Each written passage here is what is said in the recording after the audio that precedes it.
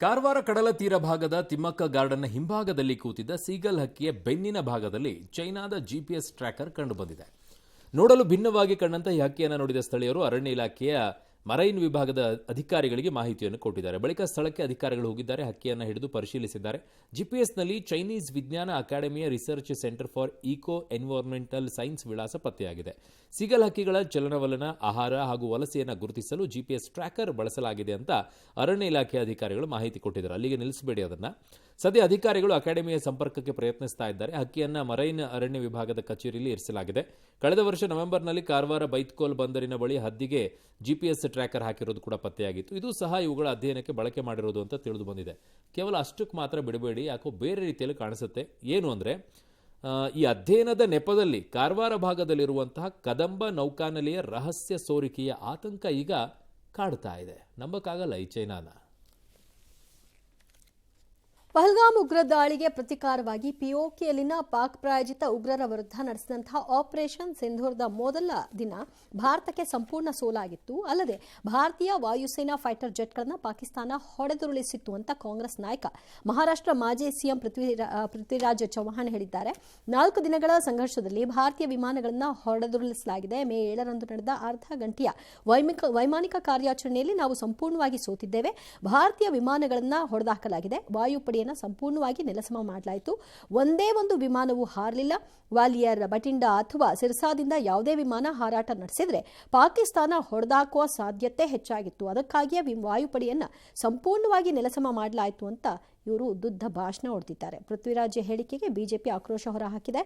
ಕಾಂಗ್ರೆಸ್ ಭಾರತೀಯ ಸಶಸ್ತ್ರ ಪಡೆಗಳನ್ನು ದ್ವೇಷಿಸುತ್ತೆ. ಭಾರತೀಯ ಸೇನೆಯನ್ನು ಅವಮಾನಿಸುವುದು ಕಾಂಗ್ರೆಸ್ಗೆ ಚಟವಾಗ್ಬಿಟ್ಟಿದೆ. ಇದಲ್ಲದೆ ಬೇರೆ ನಿರೀಕ್ಷೆ ಮಾಡೋದಕ್ಕೆ ಸಾಧ್ಯ.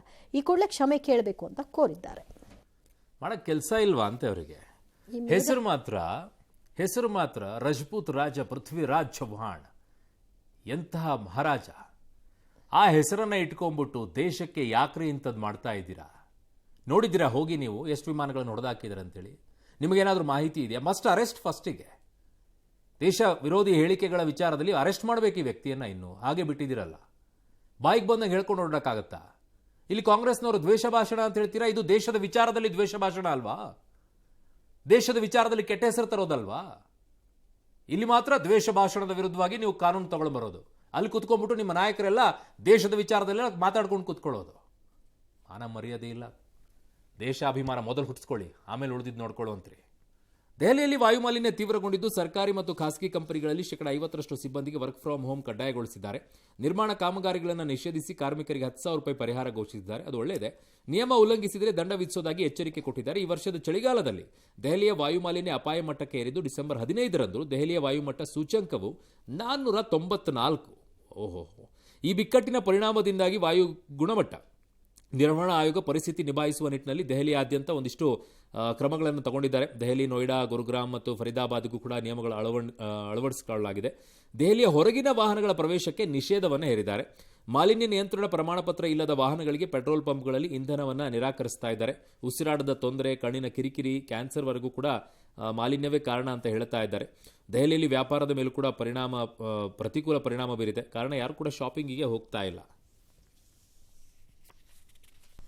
ಬಾಂಗ್ಲಾದೇಶ ಮೂಲಭೂತವಾದಿ ನಾಯಕರ 7 ಸಿಸ್ಟರ್ ಹೇಳಿಕೆ ನಂತರ ಭಾರತವು ಬಾಂಗ್ಲಾದೇಶ ಹೈಕಮಿಷನರ್ಗೆ ಸಮನ್ಸ್ ಜಾರಿ ಮಾಡಿದೆ. ಬಾಂಗ್ಲಾದೇಶದ ರಾಷ್ಟ್ರೀಯ ನಾಗರಿಕ ಪಕ್ಷದ ನಾಯಕರೊಬ್ಬರು ಭಾರತದ 7 ಸಿಸ್ಟರ್ಸ್ ಅಂದರೆ ದೇಶದ ಈಶಾನ್ಯ ರಾಜ್ಯಗಳನ್ನು ಭಾರತದಿಂದ ಬೇರ್ಪಡಿಸಲು ಸಹಾಯ ಮಾಡುವುದಾಗಿ ಬೆದರಿಕೆ ಹಾಕಿದ ನಂತರ ಈ ಸಮನ್ಸ್ ಅನ್ನು ಜಾರಿಗೊಳಿಸಲಾಗಿದೆ. ಇನ್ನು ಕೇಂದ್ರ ಸರ್ಕಾರದ ಅನುಮೋದನೆಗಾಗಿ ಕಾಯ್ದೆ 2025ರ ಅಂತಾರಾಷ್ಟ್ರೀಯ ಚಲನಚಿತ್ರೋತ್ಸವದ ಆಯೋಜಕರಿಗೆ ಎಲ್ಲಾ ಚಲನಚಿತ್ರಗಳನ್ನು ಪ್ರದರ್ಶಿಸುವಂತೆ ಕೇರಳ ಸಿಎಂ ಪಿಣರಾಯಿ ವಿಜಯನ್ ನಿರ್ದೇಶಿಸಿದ್ದಾರೆ. 19ನೇ ಶತಮಾನದ ಸೋವಿಯತ್ ಕ್ಲಾಸಿಕ್ ಬ್ಯಾಟಲ್ಶಿಪ್ ಪೊಟೆಮ್ಕಿನ್ ಮತ್ತು ಕೆಲವು ಪ್ಯಾಲಿಸ್ಟ್ರಿಯನ್ ಚಲನಚಿತ್ರಗಳು ಸೇರಿದಂತೆ 19 ಚಲನಚಿತ್ರಗಳನ್ನು ಐಎಎಫ್ಗೆ ಪ್ರದರ್ಶಿಸದಂತೆ ಕೇಂದ್ರ ಸರ್ಕಾರವು ತಡೆದಿತ್ತು. ಆದರೆ ಸಂಘ ಪರಿವಾರದ ಕಾರ್ಯಸೂಚಿಯಿಂದಾಗಿ ಕೇಂದ್ರವು ಚಲನಚಿತ್ರಗಳನ್ನು ಪ್ರದರ್ಶಿಸಲು ನಿರಾಕರಿಸಿದೆ ಅಂತ ಮುಖ್ಯಮಂತ್ರಿ ಆರೋಪಿಸಿದ್ದಾರೆ. ಎಲ್ಲಾ ಚಲನಚಿತ್ರಗಳನ್ನು ಪ್ರದರ್ಶಿಸುವಂತೆ ಸಂಘಟಕರಿಗೆ ಗ್ರೀನ್ ಸಿಗ್ನಲ್ ಅನ್ನು ನೀಡಿದ್ದಾರೆ. ಚಲನಚಿತ್ರೋತ್ಸವದ ಸೆನ್ಸಾರ್ಶಿಪ್, ಬಹುತ್ವ ಮತ್ತು ಪ್ರತಿರೋಧಗಳ ಧ್ವನಿಗಳನ್ನು ನಿಗ್ರಹಿಸುವ ಸಂಘ ಪರಿವಾರದ ಕಾರ್ಯಸೂಚಿಯನ್ನು ಹೇರುವ ಪ್ರಯತ್ನ ಆಗಿದೆ ಅಂತ ಹೇಳಿದ್ದಾರೆ. ಮಸ್ಟ್ ಅಂಡ್ ಶುಡ್ ಹಾಕಬೇಕು. ಆಮೇಲೆ ಇನ್ನೊಂದು ಯಾವುದೋ ಇತ್ತಲ್ಲ, ಕೇರಳ ಫೈಲ್ಸ್ ಅಲ್ವಾ ಅದು?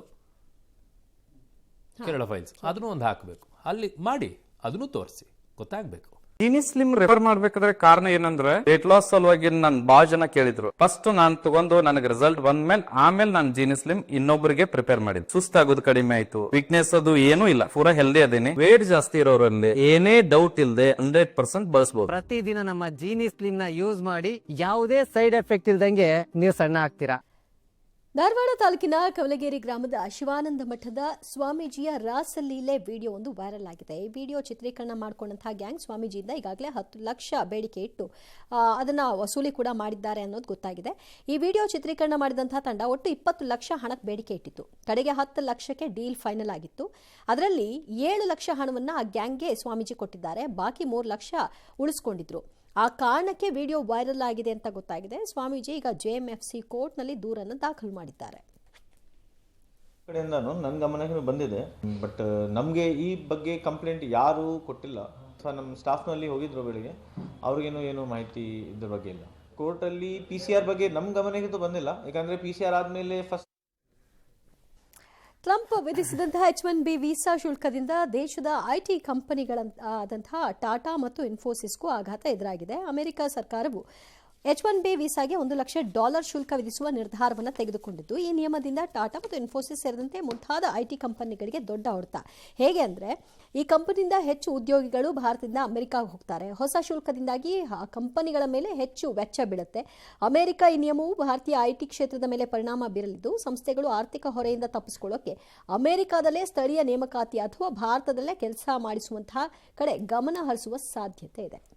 ಬಾಲಿವುಡ್ ನಟಿ ಶಿಲ್ಪಾ ಶೆಟ್ಟಿ ಒಡೆತನದ ಐಷಾರಾಮಿ ಪಬ್ ಮೇಲೆ IT ಅಧಿಕಾರಿಗಳು ದಾಳಿ ಮಾಡಿದ್ದಾರೆ. ಏನು ತೆರಿಗೆ ವಂಚನೆ ಹಿನ್ನೆಲೆಯಲ್ಲಿ ಬೆಂಗಳೂರು ಸೇರಿ ಮುಂಬೈನ ಹಲವು ಕಡೆಗಳಲ್ಲಿ ಆದಾಯ ತೆರಿಗೆ ಅಧಿಕಾರಿಗಳು ದಾಳಿ ಮಾಡಿ ಪರಿಶೀಲನೆ ಮಾಡಿದ್ದಾರೆ.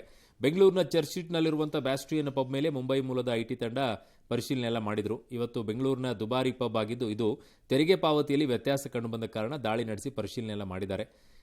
ಪಬ್ ಚಟುವಟಿಕೆಗಳಿಗೆ ಯಾವುದೇ ಅಡ್ಡಿ ಮಾಡದೆ ಕೇವಲ ಆಡಳಿತ ಕಚೇರಿ ಮೇಲಷ್ಟೇ ದಾಳಿ ಮಾಡಿ ಈ ಪರಿಶೀಲನೆಯನ್ನು ಮಾಡಿದಾರಂತೆ.